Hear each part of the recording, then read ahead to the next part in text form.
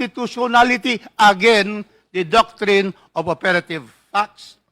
So, then, after this, we go now to paragraph B, circumvention of congressional oversight. How can there be a circumvention when these program funds released are not anymore under the law subject back? Otherwise, every release of the president, the complainants would want the Congress to be the one to decide through oversight. How can we do that? There's just so many items in the program funds. And that's why the chief executive is given that power by law to be able to release. There is no, as far as we are concerned, oversight function that we can reverse the president. The old president can veto, and that is the time we can reverse him. But after that is signed, it is already law.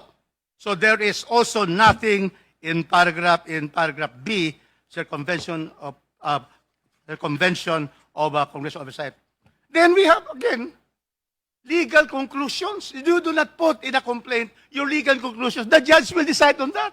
Civil cases, there can be no legal conclusion because that is subject. That is why you are recital of facts, so that the judge, in this case, the Committee on Justice, will decide whether there is a basis to consider to continue with the trial or not.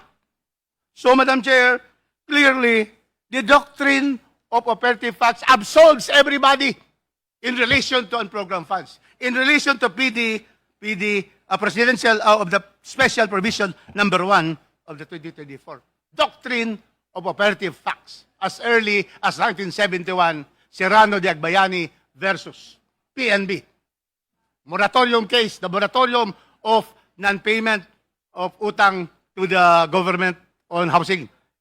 So, all the collection were valid until it was declared unconstitutional. So therefore, Madam Chair, it is clear that there is no basis in fact to be able to proceed even hearing this case because everybody is absolved already. That is the law. And the law is read into all complaints. Thank you, Madam Chair. What distinguishes a dean of college